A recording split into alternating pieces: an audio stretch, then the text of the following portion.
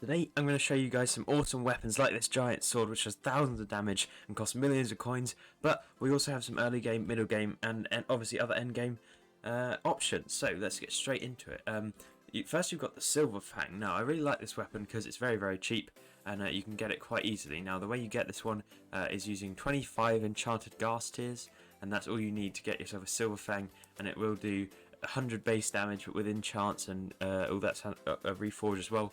That'll do a decent amount of damage, I think, just for a very first sword. But yeah, there's basically nothing that compares to it for that price, I don't think. I think it's a very good weapon to start with. Then you want to move up. Once you made a bit of money, I'd suggest you check out some of my other videos to learn how to make the money. But next you're going to move on to a Raider's Axe, I'd say. Now, it depends what you want first, but the aspect of the end is still pretty decent. Now, base, it's not that good, but it can get a lot better. Now, the way you do that is using strong dragon armor or a warped reforge. Now, those are very expensive, so you might want to do that later on, but these is still very good for the instant transmission ability. But the Raider's Axe is a very good early weapon, and it also gives you 20 coins per kill, plus 1 damage per 500 kills, and plus 1 strength per 500 wood. So that's pretty decent. Mine's on 90 damage and 150 strength. I think it can go a little bit higher, but that is very decent for an early game weapon. Alright, middle game.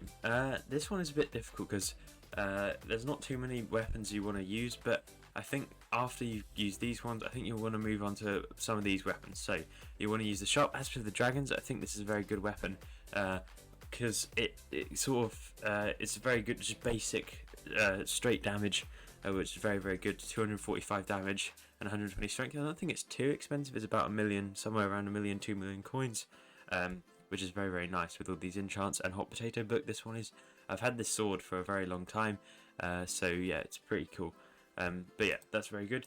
Next one is going to be a fell sword. Now, many people probably haven't seen this sword before, but it's very cool because of the ability. Every 100 kills with the weapon gives +1 damage, up to 100 extra, and obviously also it will help you if you're a healer, increases healing from your healing circle, and reduces your cooldown with wish, which is very decent.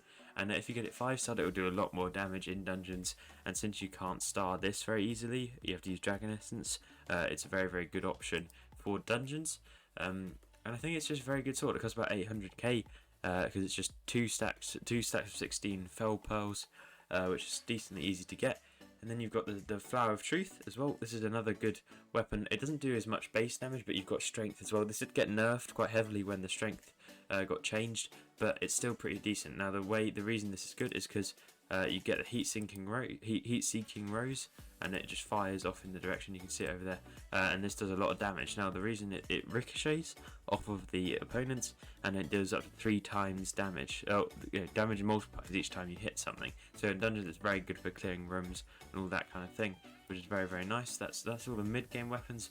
Now these are going to cost you quite a bit of money to get them, but yeah, I think they're still very good options. Alright, moving on to the end game. One of them I don't actually own, but because it's very expensive. But we're going to start with the Emerald Blade. Now the reason this thing is good, I probably should have done damage tests with them, but these ones are all quite similar, so are these ones. But yeah, Emerald Blade, this one changes based on how much money you have in your purse. Now the reason that's going to be interesting is because that can, for an endgame player, that could be up to around 500 million coins. If I withdraw everything in my account currently, that's around 40 million coins, and I'll see how much damage that's going to do. So that's providing a 337 damage on that. This isn't even fully hot potato booked.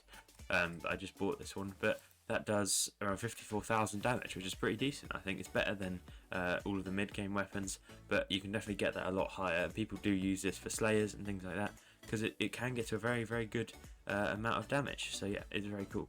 I think I've seen people with 500 million coins doing a lot of damage with this thing. So yeah, it's very cool.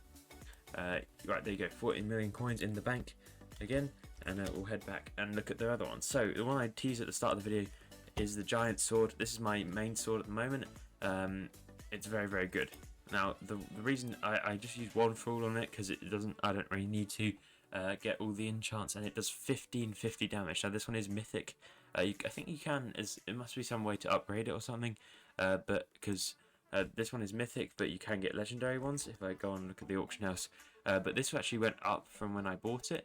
When I bought it, it went for just under 200 million, and now it is well over. Right, so looking at the price it currently goes for, these are the legendary ones, so it does a lot less damage. It actually does like 3 times less damage than my one. But yeah, this is the one sort of one I have. I think it's also because of the gems on it as well. I'm not sure exactly what does. Oh, the Fable bonus also gives 20% extra damage, so that's pretty decent. So yeah, this costs around 235 mil for the good one, which is very, very nice. And that's more than I paid for it, definitely. So yeah, that's going to do a ton of damage. Let me just show you the damage real quick. On something, it does about 200k almost outside of dungeons, and then in dungeons I can do around 3 million.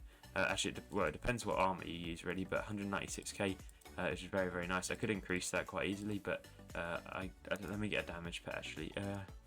What is my best damage pet? Probably this one, wolf or tiger. I think single here would be wolf. But there you go. You got, what was that? 178k. Why is that? I'm trying to figure out. Oh, Enderman actually would be better, I think. Bam. Yeah, 200k. There you go. Very nice. But yeah, with this Fabled Giant Sword, I've done a lot of stuff in dungeons, and it's very, very good. I do like it a lot. And you've also got the ability. I forgot about that. It does that, and it does a ton of damage. It does like 500k or something. Oh, in dungeons that is. But yeah, it says 131,000 damage, which is very, very nice. And in here, I'm going to look at the last one. So that's going to be the Hyperion or the Valkyrie, because they're basically the same sword, but they just have slightly different properties. So the Hyperion, this is the lowest price one. It is coming in at a billion coins, which is just ridiculous. This is why I don't have one of them. But I think this is probably the best weapon in the game. Now the reason this is so expensive is because you need a Necron's handle, which is the rarest drop in the game, I'd say.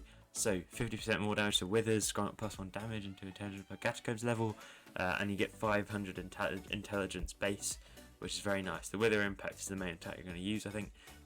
You don't normally hit stuff with a Hyperion. But on the other hand, you have got the Valkyrie, and that one is even more rare because I don't think as many people craft this one. But yeah, I think this one does something slightly different. So it grants +1 damage and strength per catacombs level instead. Or maybe that's because of the Reforge actually. I don't know if that is the Reforge or not. But yeah, that's very, very nice. Those weapons are insane, and if you get one, you're going to be you will have to be very, very rich.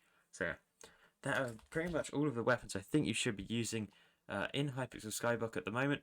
But yeah, that's going to do it for today. So if you could hit that subscribe button, that would really help out the channel. And I'll see you guys next time. Goodbye.